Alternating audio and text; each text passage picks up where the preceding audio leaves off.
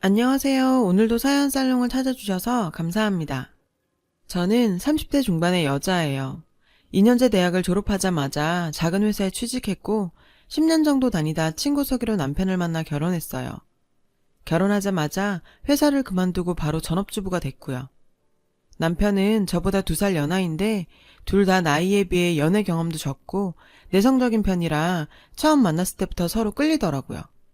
사귀다 보니 여러 면에서 잘 맞고 통했어요. 그래서 결혼까지 했고 결혼 후에도 연애 때와 다름없이 잘 지내고 있어요. 저는 무남동료 외동딸에 평범한 가정에서 자랐어요. 남편은 형제 중 막내로 시아버지와 형과 셋이 함께 건축 관련 동업을 하고 있어요. 남편과 형은 8살 차이가 납니다. 나이 차이가 좀 나는 편이에요. 그런데 아주버님이 결혼을 띠동갑이나 어린 형님이랑 해서 형님이 저보다 6살이나 어려요. 게다가 형님은 대학원까지 나왔고 친정집도 알아주는 부자예요. 다 뜯어 고친 거라지만 외모도 상당한 미인이고요. 시댁 건축 사업에도 형님네 친정에서 경제적인 도움을 많이 주셔서 형님을 시댁에서 공주처럼 떠받들고 있더라고요. 그래서 그런지 성격이 아나무인에 위아래도 없고 왕싸가지예요. 아무리 형님이라도 저보다 6살이나 어린데 매사에 하는 언행이 어쩜 그렇게 사람 속을 긁어놓는지 열받은 거 다 얘기하자면 한도 끝도 없을 정도예요. 제가 먼저 인사를 하면 절대 같이 인사하는 적이 없고 그냥 무시하거나 겨우 고개만 까딱해요. 항상 저를 자기 하인인 양 아랫사람 대하듯 하대하고요. 아무리 나이가 저보다 어려도 형님이고 손윗사람이니까 저는 항상 깍듯하게 대하는데도 동서, 저것 좀 가져와. 이런 것 하나도 똑바로 못해? 정말 한심하네. 도대체 나이를 어디로 먹은 거야? 이런 말을 서슴지 않고 당연하게 내뱉었어요. 전 시부모님한테도 늘 찬밥 신세였어요. 남편보다 2살이나 많은 데다 친정도 그저 그런 평범한 집안이라 저런 동서와 함께 있는데 시댁에서 예쁘게 봐줄 리가 없었죠. 특히 시어머니가 대놓고 결혼 반대를 심하게 해서 심각하게 파혼을 고민하기도 했었네요. 어디서 저딴 걸 데려왔어? 친정도 못 살지, 나이도 많지. 뭐 하나 예쁘게 봐줄 구석이 없어. 라면서 면박을 주고 사사건건 형님과 비교했어요. 형님은 대학원까지 나왔는데 전 고작 2년제 출신이니 학벌 얘기는 물론이고 외모까지도 들먹이는데 정말 유치하더라고요. 전 그냥 평범한 키와 몸무게에 얼굴도 평범했는데 키도 작고 뚱뚱한 데다 춘혈하면서 어찌나 대놓고 비하를 하던지요. 키 160에 몸무게 55kg이고 얼굴도 평생 어디 가서 못생겼단 소린 들어본 적이 없었는데 정말 사람 자괴감 들게 하더라고요. 그냥 저라는 존재 자체가 싫었나 봐요. 그래도 전 남편 하나만 보고 결혼했어요. 남편을 정말로 사랑하기 때문에 그런 문제쯤은 별거 아니라고 여겼죠. 어차피 어느 시댁이든 무조건 다 좋을 수만은 없는 거라고 생각했어요. 진심은 통하는 법인데 내가 잘하면 그들도 달라지겠지 생각했던 것 같아요.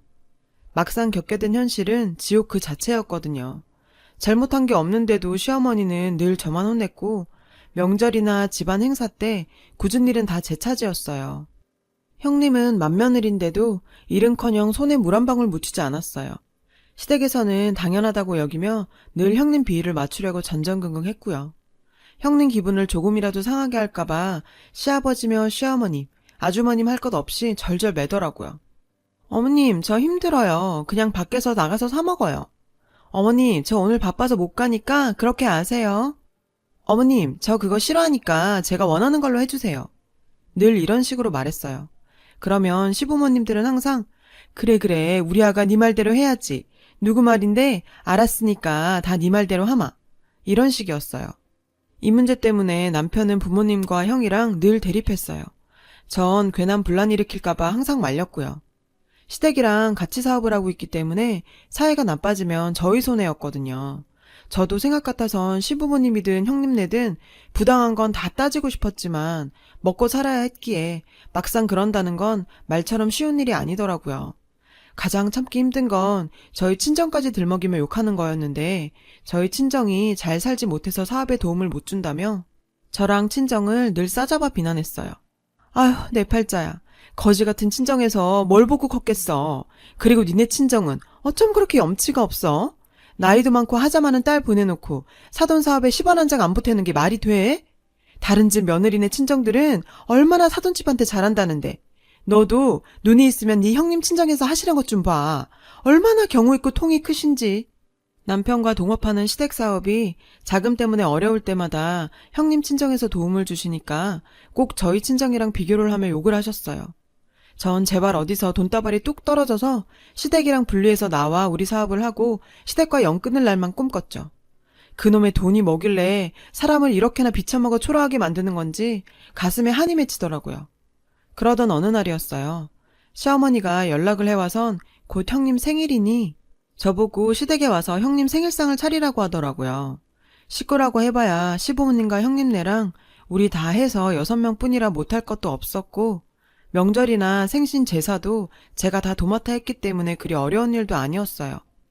일이야 하면 됐지만 대놓고 형님과 차별하고 무시당할 생각을 하니 그게 더 신경 쓰이더라고요.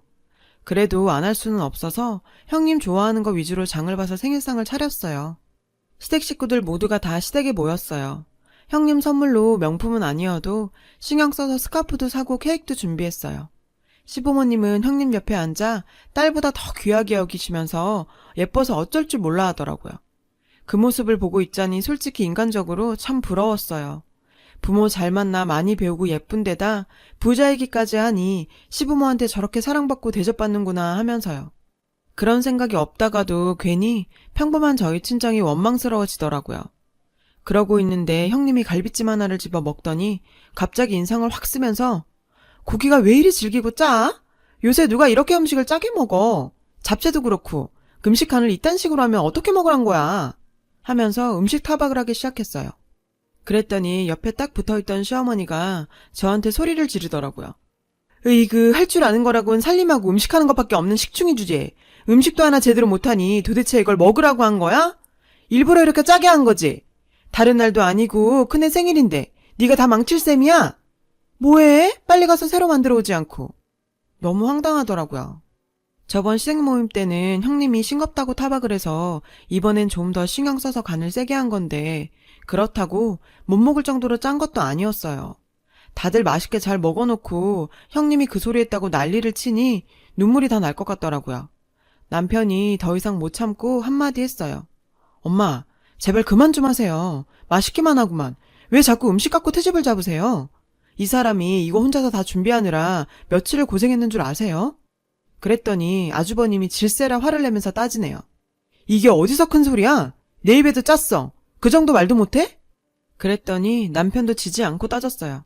매번 이런 식이니까 그렇지. 일부러 흠잡으려는 것처럼 한두 번이 아니잖아.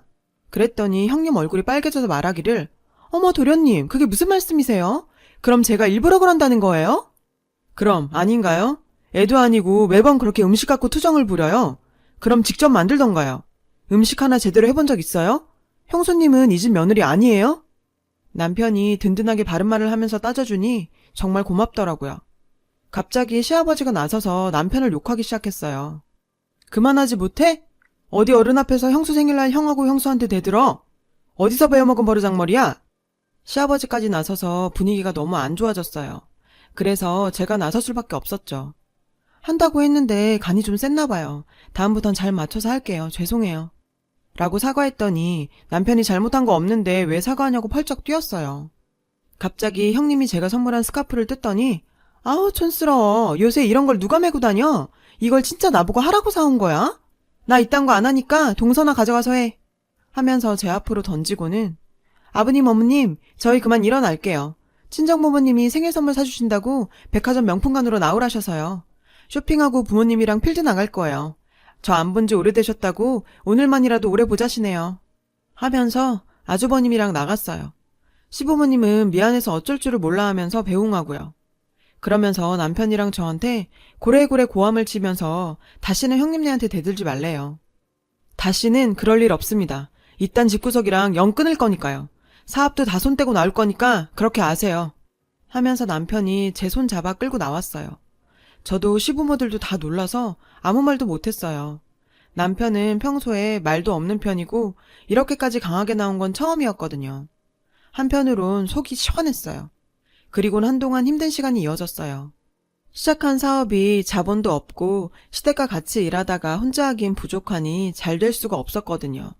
그래도 우리 둘 살림 허리띠 졸라매고 열심히 노력하면 좋은 날 오겠지 하면서 버텼고 시댁 인간들 꼴 안 보고 살아서 마음만은 천국이었어요. 그러던 어느 날 정말 거짓말 같은 일이 일어났어요. 저희 할아버지께서 아버지께 물려주셨던 지방에 별 볼 일 없던 산과 땅에 리조트 사업을 한다는 대기업한테 팔려서 친정집이 말 그대로 대박이 났거든요. 아직까지도 얼떨떨하고 믿기지 않는 일인데 정말 인생 끝까지 두고 볼 일이더라고요. 제가 늘 시댁에서 구박받는 걸 말 안 해도 눈치로 아셔서 미안해 하시던 부모님이 저희한테 크게 떼어주셨어요. 저희는 그걸 발판으로 사업을 확장시켜 나갔어요. 남편의 성실함과 합쳐져서 일이 잘 풀리려고 그랬는지 좋은 사람들만 만나고 하는 일마다 다 잘 되더라고요. 업계에서도 소문이 났고 알아주는 업체가 되었어요. 시댁도 같은 업계에 있으니 당연히 알게 됐죠. 자꾸만 시아버지랑 아주버님이 전화를 걸어오는 걸 남편이 안 받고 차단까지 해놨더라고요. 시댁 얘기를 들으니 그새 무슨 막장 드라마가 따로 없었어요. 형님은 바람이 나서 내연남이랑 산다고 집을 나갔고 사업도 안 풀려서 부도 직전이라네요. 솔직히 인간적으로 안타까운 생각이 들 뻔도 했지만 그들의 만행을 생각하면 자업자득이라 여겨지더라고요. 그런 상황이니 형님 친정에서 어려울 때 사업자금 대주는 걸 바랄 수도 없고 참 곤란하겠더라고요. 그 후에 들려오는 소문은 더 대박이었어요. 형님이 내연남한테 차인 데다 그 내연남 때문에 친정집에도 큰 잘못을 해서 친정 부모님이 안 보려고 하신다고요. 어릴 때부터 세상 물정 모르고 지내다가 친정집에서도 버림받고 여기저기 치이다 오갈 데가 없어졌겠죠. 다시 시댁으로 들어가 산대요. 현실 파악은 제대로 해서 더 이상 자기가 갈 곳이 없던 걸 깨달은 모양이더라고요. 거길 다시 들어가는 형님이나 그걸 다시 받아주는 시댁이나 도찐 개찐 정말 대단한 사람들이란 생각이 들었어요. 그러던 어느 날 시어머니한테 전화가 왔어요. 안 받으려다가 도대체 무슨 말을 할 건가 싶어 받아봤어요. 세상에 어떻게 그렇게 인간이 달라질 수가 있는 건지 정말 닭살이 다 돋더라고요. 저한테 하는 말투가 너무 부드러워서 전화기에서 꿀이 뚝뚝 떨어질 것 같더라고요. 얼마 후에 제 생일인데 자기가 큰애 시켜서 생일상 준비할 테니 제발 한 번만 와달래요. 그동안 자기네가 다 잘못했다고 사과하고 싶다면서요. 듣는 둥 마는 둥 끊고 남편한테 얘기했더니 다음에 연락 오면 자기처럼 받지도 말고 차단해버리래요. 저는 가겠다고 했어요. 가만히 생각해보니 그 인간들이 정말 미웠지만 우리 신랑 부모님인데 가서 들여다보기는 해야지 싶기도 하고 어렵다는데 도와드려야 하나 싶기도 했죠. 그때까지는요. 신랑이 한사코 말리다 포기하고 따라 나서더라고요. 시댁에 들어서니 시부모랑 형님 내외가 그새 많이 변했더라고요. 마음고생들이 심했는지 얼굴도 다 반쪽들이 된 데다가 살도 많이 빠지고 행색들이 영 초라했어요. 특히 형님은 얼마나 기세가 꺾이고 달라졌는지 정말 놀랍더라고요. 그 당당하고 싸가지 없던 모습은 어디로 가고 고분고분 시키는 대로 다 했어요. 그렇게 시부모님이 형님을 싸고 돌더니 완전 무리수가 돼버렸네요. 이거 가져오라 저거 가져오라 시키면 네네 하면서 갖다주고 어쩜 그렇게 변할 수 있는지 사람 일 참 모르는 거더라고요. 오랜만이네. 잘 왔어. 우리 아가 생일이라고 특별히 잘 준비했으니까 많이 먹어라. 라고 시어머니가 얘기하는데 좋은 마음으로 왔지만 예전 일이 떠올라 정말 토할 것 같았어요. 뭐라고? 우리 아가? 망하더니 정신이 어떻게 된 건가? 속으로 너무 황당하더라고요.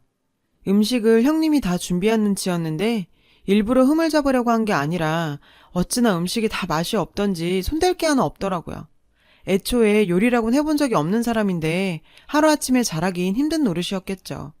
제가 잘 먹질 않으니 시어머니가 보시다가 형님한테 큰 소리를 치시면서 으휴, 이 아무짝에도 쓸모없는 거 사. 음식도 하나 제대로 못해? 너 때문에 작은 애 생일 다 망치게 생겼잖아. 저딴 걸 어디다 써? 저것 때문에 내 팔자 제대로 꼬였네. 하면서 면박을 주더라고요. 그러니까 아주버님이 발끈해서 아니 어머님 무슨 말을 그렇게 하세요? 하면서 대드니까 어디서 큰 소리야 지각 것들이. 아무짝에도 쓸모없는 버러지 같은 것들. 그러면서 시아버지가 소리를 치고 분위기가 완전 엉망이 돼버렸어요. 시아버지랑 아주버님이랑 붙어서 싸우는 걸 시어머니랑 형님이 달라붙어 뜯어 말리고 난리도 아니었어요. 아마 우리 오기 전에도 이런저런 일들로 사이가 안 좋다 터진 것 같더라고요. 지들끼리 붙어서 싸우든 말든 더 이상 신경 쓰고 싶지 않아 가려는데 남편도 같은 생각인지 그만 가자며 저를 툭 치더라고요. 그 순간 전화기에 벨이 울렸어요. 지난번에 작은 건물 하나를 되도록 빨리 보러 가겠다고 얘기해놓은 부동산에서 온 전화였어요. 네, 알겠어요. 지금 갈 수 있어요. 하고 전화를 끊었죠. 어머님이 물으시더라고요.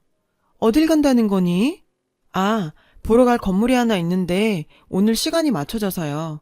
얘기들 나누세요. 여보, 그저께 얘기한 거기야. 얼른 가보자. 그래, 한번 보자. 그리고 나가서 맛있는 거 먹자. 그러고 남편이랑 나오려는데 시어머니가 애원을 하며 붙잡더라고요. 자기네 사업 도와달라고 하려 했던 모양인데 말도 못 꺼내보고 보내려니 아쉬웠나 봐요. 아가, 우리가 다 잘못했다. 그땐 다 정신이 어떻게 됐었나 봐. 우리한테 둘째네 너희밖에 없어. 앞으로 우리가 정말 잘할 테니 한 번만 봐주고 예전처럼 지내면 안 될까? 얼마나 후회했는지 몰라. 너희들 그리워서 한동안 밤잠도 제대로 못 잤어. 라며 뭐 같은 소리를 늘어놓더라고요. 어이가 없어서 상대도 안 하고 뒤도 안 보고 나오려는데 형님이 선물을 내밀었어요. 풀어보니 명품 파우치더라고요. 마음만 받을게요. 전 이런 거 안 들어요. 제 취향이 아니라서. 라며 던져주고 나왔어요. 그러곤 또 왜 그런 걸 샀냐고 자기들끼리 또 싸움이 나서 난리였고요.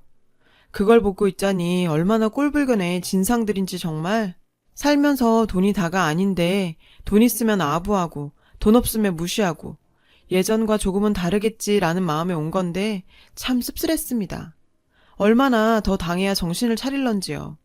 나이만 먹었다고 다 어른이 아니란 걸 그 사람들을 보고 제대로 깨달았네요. 그들은 그들 나름대로 잘 살고 있으니 저도 남편과 나름으로 더 열심히 살아봐야겠습니다. 제 얘기를 들어주셔서 고맙습니다. 여러분, 사연 댓글에 응원과 현명한 조언 부탁드려요. 좋아요와 구독은 저에게 큰 힘이 됩니다. 오늘도 좋은 일 가득하세요.